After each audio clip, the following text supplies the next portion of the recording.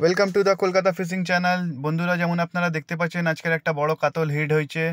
দেখুন মাছটা আসতে চাইছে না, কেন মাছের গায়ে লেগেছে, তাই জন্যে মাছের তাকতটা একটু বেশি হয়ে গেছে।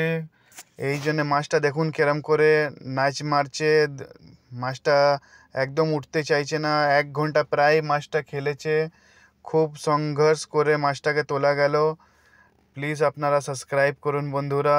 আপনারা দেখতে পাবেন যেমন এই মাছটা খুব পুরনো মাছ আছে। 11 থেকে 12 কেজি এ মাছের ওজন হয়েছে। মাছটা দেখুন 3-4টে ছিপটা পুরো জড়িয়ে এক করে দিয়েছে। মাছটাকে 1 ঘন্টা খুব সংঘর্ষ করবার পরে মাছটাকে তোলা গেল।